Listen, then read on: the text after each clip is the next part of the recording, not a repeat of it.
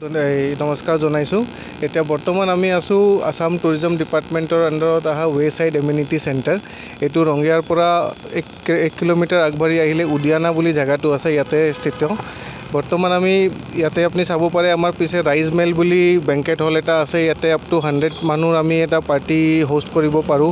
Conference হওক, meeting হওক, party হওক ইয়াতে কৰা যায়। এয়াৰ কণ্ডিশ্যন ফেচিলিটি আছে, অডিঅ' ভিডিঅ' প্ৰজেকশ্যন চিষ্টেম লগোৱা আছে। গোটেই কেম্পাছটো CCTV কাভাৰেজত আছে। ফাৰ্দাৰ আমাৰ এফালে এটা ৰেষ্টুৰেণ্ট আছে, আপুনি চাব পাৰিব 100 চিটাৰ ৰেষ্টুৰেণ্ট আছে। আৰু এটা কেফেটেৰিয়া বনোৱা হৈছে। এইটো আমাৰ ৰিজনেল আৰ্কিটেকচাৰ বেম্বু ষ্ট্ৰাকচাৰ দি বনোৱা হৈছে। তাতে 50 মানুহ বহিব পাৰে। আৰু কিডছ প্লে এক্টিভিটিজ আছে, বহুতখিনি বাচ্চাবিলাকৰ খেলা জেগা ৰখা হৈছে। টোটেল এটা ফেমিলি ৰেষ্টুৰেণ্ট হিচাপে এইটো প্লেন কৰা হৈছে। আমি ৰাতিপুৱা 7:30 পৰা সন্ধিয়া 10:30 লৈ অপাৰেশ্যনেল থাকোঁ। তো আপোনালোকে চব ইয়াতে আহিব পাৰে, জেগাটো এক্সপিৰিয়েঞ্চ কৰিব।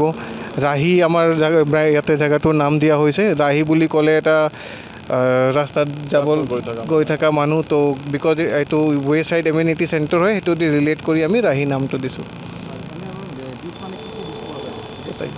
ইয়াতে বিশেষকৈ আমি ভেজিটেৰিয়ান ডিছ গোটাই ৰাখিছোঁ, কাৰণ যিটো 2018 যিটো ডাটা সেই হিচাপে আজি অসমত 21% মানুহে ভেজিটেৰিয়ান। এই ৰাস্তাত গৈ থকা মানুহে বা বাহিৰৰ পৰা যেনে অসমত এতিয়া ইণ্ডাষ্ট্ৰিয়েলাইজেশ্যন হৈ আছে, অসমত এটা বিকশিতভাৱে মানে ডেভেলপ হৈ আছে। বাহিৰা মানুহ যিবিলাক আহে সিহঁতৰ খাদ্যৰ কাৰণে অলপ অসুবিধা পায়। সেই গতিকে আমি পিয়'ৰ ভেজ এইটো আৰম্ভ কৰিছোঁ। আৰু ৰেটবিলাক আমাৰ অন্য যিবিলাক ৰেষ্টুৰেণ্ট আছে তাতকৈ বহুত ৰিজনেবল ৰখা গৈছে। গতিকে সকলো ৰাইজক আশা কৰোঁ আপোনালোকে এবাৰ আহিব, আমাৰ একবাৰ চান্স দিব আমাক ৰিজনেবল ৰেটত পিয়'ৰ ভেজিটেৰিয়ান খানা আমি প্ৰভাইড যাতে আপোনালোকক কৰাব পাৰোঁ। 6 দিনীয়া আমি বৰ্তমান এটা ট্ৰায়েল ৰান হিচাপে চলাইছোঁ, কাৰণ এই বিজনেছটো আমালোকৰ কাৰণে নতুন। ইয়াতে জেগাটো ডেভেলপ কৰোঁতে আমাৰ বহুত সময় গৈছে আৰু খুচৰা খুচৰি কিবা কানি কাম বাকী আছে। কিন্তু আমাৰ যিহেতু গোটেই কিচেনৰ team, service team already hire কৰা হৈছে। আৰু আমাৰ ভিতৰৰ যিখিনি প্ৰব্লেম আছে সেইটো অলপ শ্বৰ্ট আউট কৰাৰ কাৰণে আৰু বাকীখিনি ফাইনেল টাচ দিয়াৰ কাৰণে এটা আমি 6 দিনীয়া ইয়াতে ট্ৰায়েল ৰান চলালোঁ। তাতে বহুত ভাল এটা ডিছকাউণ্ট দিয়া গৈছে, আপ টু 45%। মানে আমাৰ মাত্ৰ ফুড কষ্ট যিটো আছে, বস্তু কিনোতে যিখিনি দাম হৈছে সেইখিনি লৈ কিনে আমি ৰাইজক এটা খাদ্য পদাৰ্থ আমি প্ৰভাইড কৰি দি আছোঁ।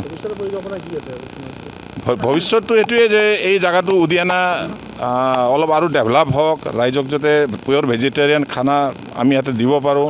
আৰু বাচ্চাৰ কাৰণে বিশেষকৈ ফেমিলি ইয়াতে আহি কিনে যাতে অলপ সময় টাইম স্পেণ্ড কৰিব পাৰে, এনজয় কৰিব পাৰে। কাৰণ ৰংগিয়াত আমাৰ সেনেকুৱা বৰ্তমান কোনো জেগা নাই যাতে বাচ্চাবিলাকক আমি অলপ এণ্টাৰটেইন কৰাবৰ কাৰণে কিবা সুবিধা দিব পাৰোঁ।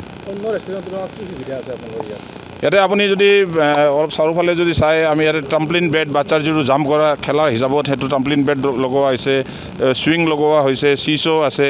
আৰু কেইবাটা আমি লাহে লাহে এই এমাহৰ ভিতৰত আৰু ৰাইডছ কিছুমান বাচ্চাৰ কাৰণে আমি ডেভেলপ কৰি আছোঁ। সিহঁতৰ ফিজিকেল এক্টিভিটিৰ কাৰণে আমি কেইবাটা গেমছ আৰু লগোৱাৰ আমাৰ প্ৰভিজন আছে, এইটো লগোৱা যাব বিদিনে মান। শেষত মই ৰাইজক সেইটোৱে অনুৰোধ জনালোঁ যে একবাৰ আহক, আমাক চান্স দিয়ক, আমাক সেৱা কৰাৰ কাৰণে এটা মানে মৌকা দিয়ক যে আমি আপোনালোকক এটা ভাল পিয়'ৰ ভেজিটেৰিয়ান খাদ্য যিটো বৰ্তমানলৈকে ৰংগিয়াত এভেইলেবল নাছিল, সেইটো আপোনাক প্ৰভাইড আমি যাতে কৰিব পাৰোঁ এটা ৰিজনেবল ৰেটত।